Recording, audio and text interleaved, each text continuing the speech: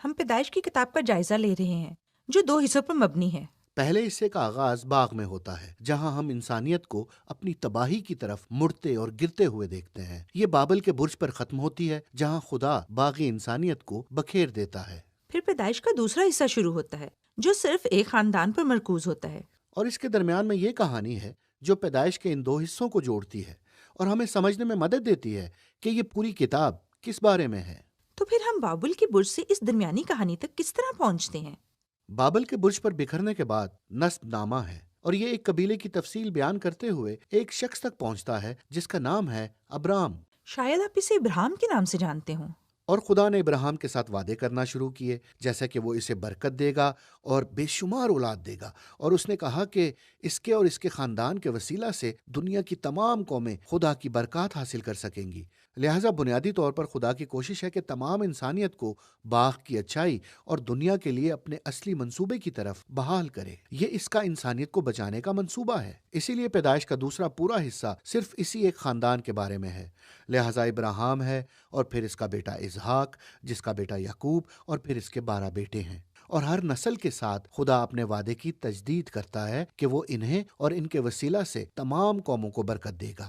اس وعدے کے باعث کہ اس خاندان کے ذریعے دنیا کو بچایا جائے، یہ بڑا آسان ہے کہ ان کہانیوں کو ایک نمونے کے طور پر دیکھا جائے کہ ایک اچھا شخص کیسے بنا جا سکتا ہے۔ لیکن در حقیقت زیادہ تر حصے میں یہ خاندان مکمل طور پر غیر فعال ہے۔ مثال کے طور پر واپس ابراہیم کی طرف جاتے ہیں۔ یہ پوری کہانی خدا کے ابراہیم اور اس کی بیوی سارہ کو ایک خاندان دینے سے متعلق ہے، لیکن 2 مختلف مواقعوں پر وہ بنیادی طور پر ساری کو 2 مختلف لوگوں کو دے دیتا ہے، اور اس بات سے انکاری ہو جاتا ہے کہ وہ اس کی بیوی ہے۔ اور پھر سارہ بیٹے کے لیے بے صبر ہو جاتی ہے اور ابراہیم کو اپنی لونڈی کے ساتھ سونے پر مجبور کرتی ہے، جس سے خاندان میں مسائل پیدا ہوتے ہیں۔ پھر وہ بہت بوڑھے ہو جاتے ہیں اور سوچنے لگتے ہیں کہ کوئی امید نہیں رہی کہ ان کی اپنی اولاد ہو سکے، لیکن پھر معجزانہ طور پر ان کی اولاد ہوتی ہے، اور یہ اسحاق تھا۔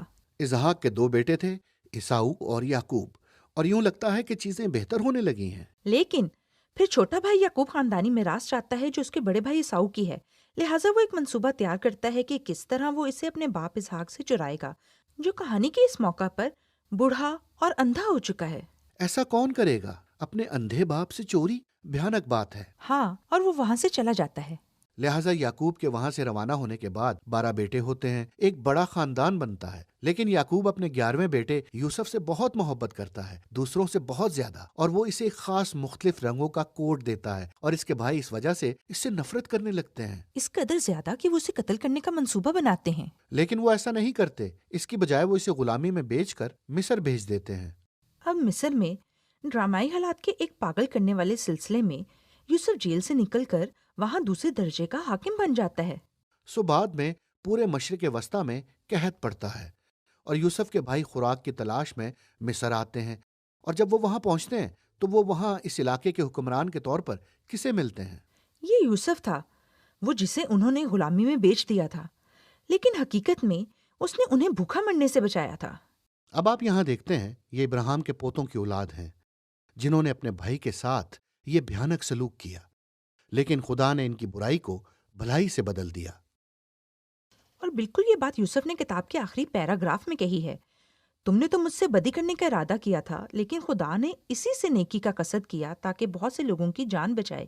اب یہ الفاظ اس کتاب کا اختتامیہ بیان کرتے ہیں، کیونکہ دراصل یہ اب تک کی پوری کہانی کا خلاصہ پیش کرتے ہیں۔ انسان بدی اور برائی کا انتخاب کرتے رہے، اور ہم سمجھتے ہیں کہ وہ خدا کے منصوبے کو خراب کرتے رہے، لیکن وہ ان کی برائی کو بھلائی میں بدلتا رہا، اور کسی طرح وہ اس خاندان کے وسیلہ انسانیت کو واپس باغ میں لانے کے لیے استعمال کرے گا۔